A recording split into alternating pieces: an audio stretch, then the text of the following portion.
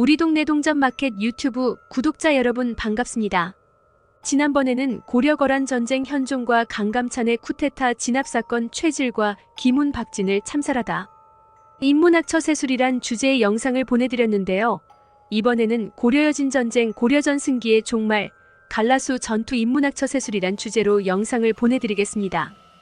동전을 수집하시면서 함께 시청하여 주세요. 여러분께서 알고 계신 고려의 전성기는 언제입니까? 흔히들 거란을 물리친 현종 시기 또는 문종 시기를 고려의 최전성기라 합니다만 제 생각은 조금 다릅니다. 저는 현종 시기가 전성기를 시작하는 단계였고 숙종 시기와 예종 초기에 국력의 절정이 이루었다고 보고 있습니다. 어느 시기를 고려의 전성기로 보든 예종대에 이르러 고려가 주춤해지고 전성기가 마무리되었다는 견해에는 많은 분이 동의하고 있습니다. 그리고 그 계기는 바로 여진 정벌의 실패였습니다. 고려가 전성기의 역량 전부를 투자했던 총력전인 여진 정벌은 여러 어려움을 무릅쓰고 진행되었습니다만 한 번에 큰 패배를 극복하지 못하고 결국 실패로 마무리됩니다. 고려가 여진 정복을 포기한 개괄적인 이유는 여러 가지가 있지만 이번 영상에서는 가장 결정적 계기인 갈라스 전투의 한정에서 소개해 보도록 하겠습니다. 오늘의 주제는 고려 전성기의 종말을 알리는 패전 갈라스 전투에 대한 이야기입니다. 갈라스 전투는 고려와 여진 사이에서 벌어졌던 최대 규모의 전투임에도 불구하고 기록이 상세하지 않습니다. 특히나 패배한 고려 측의 기록은 매우 간략하고 여진 측의 기록은 자신들의 입장에서 서술한 것이기에 고려의 자세한 정황에 대한 묘사가 없습니다. 그래서 양측의 기록을 조합하여 퍼즐 맞추기 하듯 당시 상황을 재현해 볼 수밖에 없습니다. 갈라스 전투 이전에는 고려의 패배 기록이 없습니다. 예종 3년인 1108년까지는 여진을 물리치는 공신들에게 포상하는 기록들만 나오고 여진이 웅주를 포위했으나 오연총이 격퇴했다는 내용이 그나마 위기에 대한 기록입니다. 즉 이때까지만 해도 고려는 불리한 상황이 아니었습니다. 그런데 예종 4년인 1109년 1월 4일 함주에서 여진족과 싸우다가 전사한 장수의 이야기가 나오면서 고려가 입은 첫 피해가 기록됩니다. 이후 상황이 긴박했는지 윤광과 오연총을 다시금 동부 구성지역에 파견한 기록과 예종이 여러 차례 승리를 기원하는 불공을 드리는 기록이 나옵니다. 이로 미루어 보아 1909년부터 전황은 차차 고려에게 불리하게 돌아갔던 것 같습니다. 그리고 마침내 1109년 5월 16일 갈라스 전투 패배에 대한 기록이 나옵니다. 고려사 예종 4년 5월 기록에는 이 전투의 결론이 단 한 줄만으로 짤막하게 서술되어 있습니다. 여전히 길주를 포위하자. 오연총이 군사를 이끌고 구원하려 했지만 그게 패했다.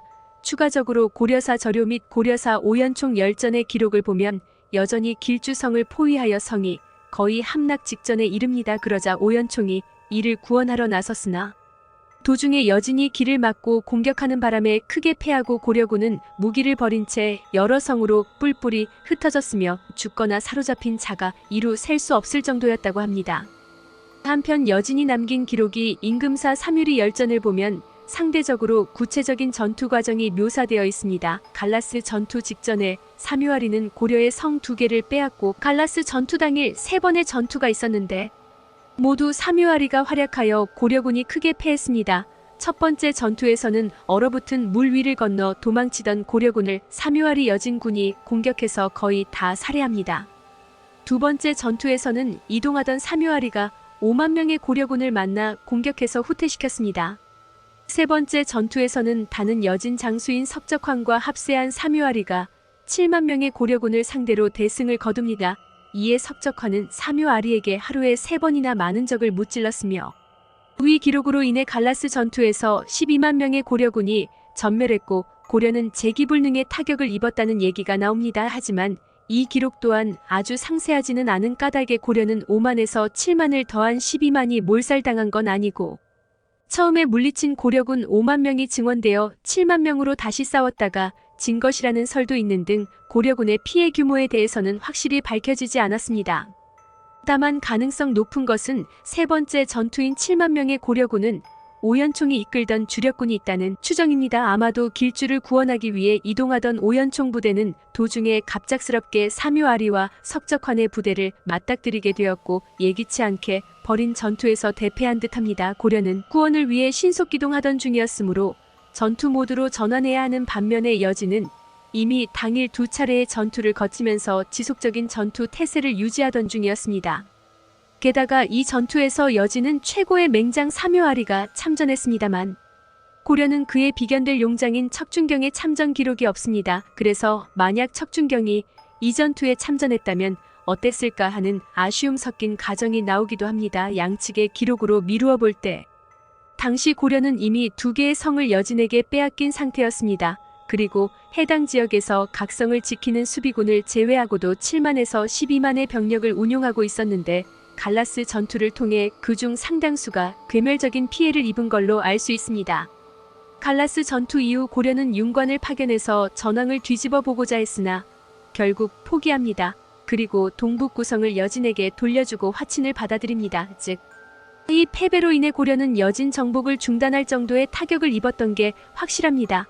아쉬운 점은 승리한 여진 또한 그 승리를 이어서 고려를 압도할 정도의 전황 장악을 하지는 못했다는 점입니다. 오연총이 구원하고자 했던 길주성은 끝까지 함락되지 않고 버텼으며 화친이 이루어진 다음에야 고려군이 물러났습니다. 아울러 오연총의 부대가 와야 되었지만 17만 8천의 별무반 병력 중 상당수는 건재했으며 고려는 동북 구성 중 대다수를 점유하고 있었습니다. 게다가 고려의 최종 보스 윤관이 전장으로 향하던 중이었으므로 다시금 전세를 뒤집을 가능성도 있었습니다. 여진 정벌 과정에서 고려가 누적된 국력 소모로 부담을 느낀 건 사실입니다만 갈라스 이전까지는 여진 정복을 포기하려는 그 어떤 움직임도 보이지 않았습니다. 오히려 무리할 정도로 3인 정책을 추진하면서 어떻게든 해당 지역을 점유하려고 노력했고 힘든 전투도 많았지만 전쟁을 포기할 정도의 타격을 입은 적은 없었습니다. 비록 여진과의 지리한 소모전이 이어지고 있었지만 전황의 주도권을 놓치지 않은 채 점령 지역을 장악하고 있었습니다. 하지만 갈라스 전투라는 단 한 번의 패배로 인해 고려는 감당 가능한 임계점을 넘었던 것 같습니다. 3년 동안 양성했던 정예병 가운데 수만 명이 소멸해버린 타격은 쉽게 복구될 수 없습니다. 그 수만 병력의 공백으로 인해 여진과의 소모전에서 우위를 점하기 어려워졌고 이는 장기적으로 해당 지역 복속이 문제가 아니라 고려 자체가 휘청거릴 우려도 있었습니다. 아울러 절박함의 차이도 중요한 이유가 될 듯합니다. 고려에게 이 전쟁은 정복전이었습니다만 여진에게 터전을 빼앗길 방어전이었습니다. 특히 여진 통합을 추진하던 와남부 입장에서는 카삭방이나 다름없었고 부족은 모두가 죽는 한이 있어도 물러설 수 없는 전쟁이었습니다. 하지만 고려에게 남의 땅에서 벌이는 싸움이라 아쉽기는 하지만 힘들면 물러나면 되는 싸움이었습니다. 1019년 고려는 귀주대첩에서 거란의 정예군을 몰살시키는 동북아시아의 신흥 강자로 떠올랐고 전성기를 맞이했습니다. 하지만 90년 뒤인 1109년 갈라스 전투에서 여진에게 주력군이 몰살당하면서 그 전성기의 종말을 고하게 되었습니다. 이후로 고려는 이 시기에 보였던 수준의 국방력을 갖춘 적이 없습니다. 이렇게 귀주에서 시작된 고려의 전성기는 갈라수에서 마무리되었습니다. 반면 여진 정벌이라는 고려의 꿈을 꺾어버린 사묘아리는 이후 거란과의 전쟁에서 혁혁한 공을 세우며 금나라 건국의 1등 공신이 됩니다. 그렇게 고려의 전성기는 여진으로 넘어가 버렸습니다. 이로써 고려사에서 가장 아쉬운 사건인 갈라스 전투에 대한 이야기를 마치도록 하겠습니다. 구독자 여러분, 오늘날 우리가 고려여진 전쟁, 고려전승기의 종말, 갈라수 전투 인문학 처세술이란 영상을 통해 어떤 인문학적인 교훈을 얻을 수 있을까요? 고려의 전성기와 그 종말, 특히 갈라스 전투를 통해 드러난 역사적 사건들은 현대 사회와 기업가, 정치인들에게 여러 중요한 교훈을 전달합니다. 이러한 교훈은 다음과 같은 핵심 포인트로 요약할 수 있습니다. 고려가 갈라스 전투에서 큰 패배를 경험한 것은 준비 부족과 상황 대응 능력의 한계를 보여줍니다. 현대 사회와 기업 환경에서도 예상치 못한 위기 상황에 대비하여 철저한 준비와 유연한 대응 전략을 갖추는 것이 중요합니다. 기업가와 정치인은 변화하는 환경에 빠르게 적응하고 위기를 기회로 전환할 수 있는 능력을 개발해야 합니다. 고려는 단기적인 군사적 성공에 집중하다가 장기적인 국력 소모와 지속 가능성의 문제를 간과했습니다.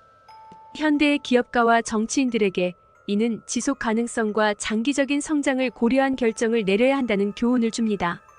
단기적 이익에 치우치지 않고 장기적 관점에서 지속 가능한 발전 전략을 수립하는 것이 중요합니다. 그리고 고려가 여진과의 전투에서 겪은 패배는 외부 위협에 대한 준비의 중요성을 강조합니다. 현대 사회에서도 국가나 기업은 글로벌 경쟁과 국제 정세의 변화 같은 외부 위협에 대비해야 합니다. 이를 위해선 내부의 강점을 강화하고 외부와의 협력 네트워크를 구축하는 등 전략적 접근이 필요합니다. 고려가 여진 정벌에 실패한 이유 중 하나는 전략의 융통성 부족과 단일 전술에 의존한 결과였습니다. 현대의 리더들에게는 다양한 상황에 대응할 수 있는 융통성과 다양한 전략을 개발하는 능력이 요구됩니다. 기업 환경에서는 다양성을 존중하고 포용하는 문화가 혁신과 창의력을 촉진시킵니다. 고려의 역사는 한민족이 겪은 시련과 부침을 통해 중요한 교훈을 전달합니다. 현대 사회의 기업가와 정치인은 역사에서 배운 교훈을 바탕으로 더 나은 미래를 설계할 수 있어야 합니다. 역사적 사건을 분석하고 이해함으로써 과거의 실수를 반복하지 않고 더 지혜로운 결정을 내릴 수 있습니다. 고려의 전성기와 갈라스 전투의 역사적 사례는 오늘날 우리에게 위기관리, 장기적 계획, 융통성, 다양성의 존중, 그리고 역사적 교훈의 중요성을 다시 한번 상기시킵니다.